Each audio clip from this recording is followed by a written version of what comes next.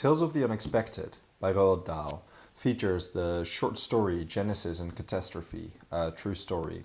It portrays the story of a woman, Clara, that gives birth to a son that seems frail and weak, even more so than the other three children, Otto, Gustav, and Ida, before him. These three children all died. The father, Alois, doubts whether the child will survive, and the doctor and midwife beg the father to be more compassionate towards his wife and new son. The son's name is revealed to be Adolf Hitler. No political movement has been influenced by one person in the way that National Socialism has, Hans Ulrich Thiemer wrote. He added that, while taking notice of this, the person Hitler could not explain all that happened due to and surrounding National Socialism. Without Hitler's biography, however, the Third Reich cannot be understood. In this video, we will look at Hitler's life until 1923, up until the notorious Bierkeller Putsch, which failed and resulted in his prison sentence. Who was Hitler before the world came to know him?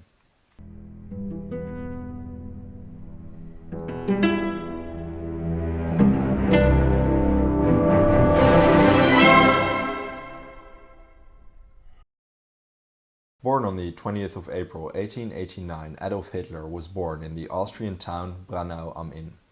His household was not poor, moving often, though his father Alois used physical violence to discipline young Adolf. Adolf went to school in Linz am Steyr and was an average student, retreating in his fantasy worlds that Karl May and Richard Wagner shaped and inspired.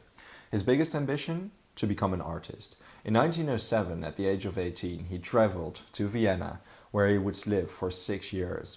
He applied to the Academy of Arts twice and was rejected twice.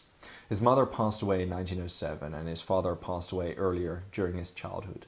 After his mother passed away, Hitler lived from his father's inheritance and the income from his paintings.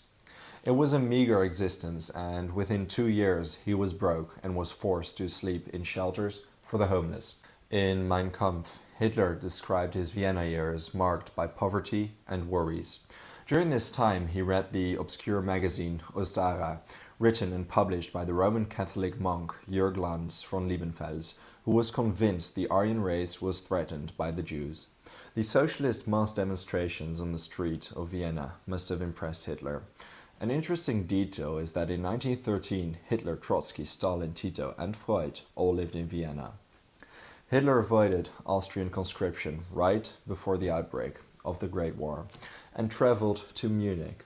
However, in August 1914, right after the eruption of said war, Hitler applied voluntarily to the Bavarian army, achieving the rank of corporal. He would describe his feelings when the war broke out in Mein Kampf. He thanked God on his knees, for he was alive during this time. During his political career, Hitler often recalled his Fronterlebnis, or experiences at the front. War had given his life a sense of purpose for the first time. He received the Iron Cross, second class, due to bravery within 3 months, and he recalled how this was the happiest moment of his life. Without any truly noteworthy events, Hitler survived the war. 4 years after its outbreak, in August 1918, he was awarded the Iron Cross First Class. Injured by a mustard gas attack, he resided in a field hospital when he received news that the war had ended. The defeat evoked the same feeling millions of others felt: humiliation and disillusionment. Germany was subject to revolution, and the Treaty of Versailles imposed a humiliating peace. Until these years, Hitler's life could be considered as a complete disappointment and failure. A failure as a son, as a student, and as an artist. The war gave him a solution to all his problems and a release for all his bottled up feelings. Hitler decided to become a politician in 1919 when the defeat and subsequent revolution became a near traumatic experience to the entire German people. Hitler's experience during World War I at the front played a crucial role. Never again would Germany suffer a defeat as it had in 1918. The November Revolution was seen by Hitler and many others, unjustly, as the cause of the defeat and shame of the Versailles Treaty. Hitler held Marxists and Jews collectively responsible for the defeat. Germany had been betrayed from the inside, the so-called stab-in-the-back myth, which would be propagated by many members of right-wing groups. These domestic enemies had to be confronted and exterminated, according to them. The army tasked Hitler with investigating and reporting about small leftist parties and groups, which is how Hitler ended up at the Deutsche Arbeiter Partei from Anton Drexler in 1919. This small party was the right wing of the political spectrum. 30-year-old Hitler became the 555th member of this small party, though in reality there were no more than 200 members, and he became the 7th member of the party's central committee. Thanks to his oratorical talent, he quickly became the most important propagandist of the party, which he dubbed the national-socialistische Deutsche Arbeiterspartei, the NSDAP. Among the most important members were Officer Ernst Röhm, the Baltendeutsche ideologue Alfred Rosenberg, and the economist Gottfried Feder. Hitler got into contact with Dietrich Eckart during this time, a publicist of anti-Semitic works. Former members of the Thule-Gesellschaft, a German occultist and Völkisch group, such as Karl Harrer, joined the party. During a speech at the Hofbrauhaus on the 24th of February 1920, Hitler, for the first time, successfully addressed a large crowd. Though hecklers were present, as there were during the speeches before this, former soldiers acted as bouncers and threw the hecklers out. This would form the basis of the Sturmabteilung, Hitler's personal fighter squad. His aggressive political style started to gain success. At the end of 1920, there were 2,000 members, and the Völkischer Beobachter became the official party magazine. A year later, Hitler became the Führer, the leader of the party. The party distinguished itself among the national opposition parties by preaching the Völkisch variant of German nationalism.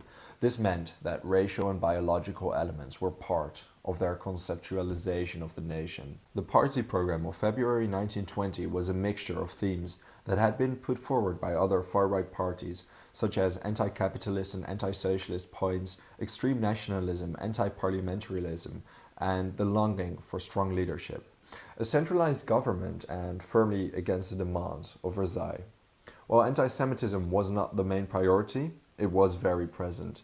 Jews, according to Hitler, ought to lose their civil rights and must be fired from public offices. Until the putsch of November 1923, Hitler mainly saw himself as a so-called Trommler, the drummer. He was tasked with spreading propaganda, riling and mobilizing crowds to support the leaders that wanted to overthrow the Weimar Republic. Hitler admired the war hero Erich Ludendorff. Ludendorff became a symbol of the German far right after the Great War. He was a war hero, being the second in command only after Paul von Hindenburg, and became notorious for supporting right-wing and occultist organizations after the war. Hitler maneuvered himself in different layers of society, from the paramilitary leader and former soldier Ernst Röhm to higher circles, such as the piano manufacturer Versailles. Over in Italy, in 1922, Mussolini successfully orchestrated his march on Rome and succeeded in overthrowing the Italian government. Mussolini, his black shirts, and their successful fascist coup were an inspiration to Hitler, who now became involved with men conspiring to commit a coup against the Weimar Republic. When the French and Belgian troops decided to invade Germany's Ruhr area, the core of its industrial output, the sentiment among the right became even more angry and aggressive. It was just what Hitler needed. The coup would be conducted with the help of the Bavarian army and contra-revolutionary groups, as the political climate in Bavaria leaned to the far right. Tense relations between Bavaria and Berlin gradually became worse during the occupation of the Ruhr area and the decision to halt the passive resistance. The crisis reached a boiling point in October 1923 when Generalkommissar Gustav von Kahr refused to ban the Völkischer Beobachter, the party magazine of the NSDAP, after Chancellor Gustav Stresemann and army commander von Seeckt were verbally attacked in it. The Bavarian army openly refused to follow the orders of the Weimar army and the Chancellor. It was a pretext for a coup. Hitler received from his informants the news that von Kahr and other Bavarian government members would speak on the 8th of November 1923 in the Bürgerbraukeller, a beer hall in Munich. Hitler regarded Munich as a center from which he would overthrow the Weimar Republic. Hitler ordered Hermann Göring to command 600 SA officers that would surround the beer hall that day. An army of an unknown number of SA people under the command of Ernst Röhm would entrench themselves in beer halls in the neighborhood and occupy crucial buildings on Hitler's telephone command. Heinrich Himmler was also present at the putsch as an SA member. He was a flag bearer under Göring's SA troop. Hitler also counted on the deployment of students from a school for army officers. He expected them to assist the SA in the occupation of crucial buildings. The coup was set up in a hasty and improvised manner. The March on Rome was their inspiration, but Germany wasn't Italy. The Weimar government was not popular, but in November 1923 it had the general support of the population for its calls for passive resistance against the French occupation of the Ruhr area. Even in Munich, the majority of population did not support the NSDAP or, at most, decided not to take sides. The whole plan was partly based on the sympathy for the right-wing cause within the German army, the Reichswehr. The army, however, obeyed General Hans von Seeckt, who, immediately after he got wind of the coup, ordered Munich to be locked down. Hitler took his chance on the evening of the 8th of November in the Bierkeller in Munich. The November Revolution 5 years ago was commemorated over there. The majority of political right wing of Bavaria was present, and Gustav von Kahr held a speech against communism when suddenly Hitler entered the building with his Sturmabteilung, his group of fire thugs, proclaiming that the government in Berlin and Munich was removed. Among others, Erich Ludendorff, Rudolf Hess and Ernst Röhm were with Hitler, with Ludendorff's personal prestige being used to give the coup credibility. The attending Bavarian leaders such as Otto von Lossow and head of police Hans-Ritter von Seisser pretended to support Hitler, but they informed the government in Berlin as soon as they could. As a matter of fact, when there was an uproar elsewhere in the city among SA members, Hitler personally went there in order to calm people down. While he was gone, von Kahr, von Lossow and von Seisser managed to convince Ludendorff to let them go, swearing an oath that they would not inform the government. Von Kahr would later claim that his oath was not valid because it was given under threat. Friedrich Ebert, Germany's chancellor, immediately declared a state of emergency and gave General Hans von Seeckt military control of Bavaria. The next day, the Nazis and paramilitary organizations, including Erich Ludendorff himself, held a parade. It is uncertain why they decided to hold a parade, knowing full well that the army was on its way. Perhaps it was an attempt to sway the population. At any rate, the police stopped the parade and shot at the conspirators, killing and injuring several Nazis. 16 Nazis and 4 police officers were killed. Rome was seized, Göring escaped to Austria, and Hitler fled. He was arrested 3 days later. On the 23rd of November, von Seeckt banned the NSDAP, ending the short-lived crisis in 1923. The main conspirators were tried for high treason, though the trial was surprisingly easy on Hitler. This may not come as a surprise when you realize that most of the judges were anti-communist and rather conservative. As a matter of fact, political murders of the right wing received 3.5 years on average, while leftists received 17 years on average.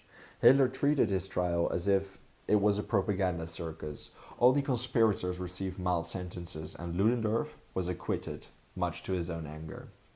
Hitler was eventually sentenced to 5 years in prison, of which he served 13 months. While imprisoned, Hitler dictated Mein Kampf to Rudolf Hess, perhaps the most controversial book of the former century. The next years would see Hitler's party diminish in seats and the Weimar Republic flourish under newly attained economic success.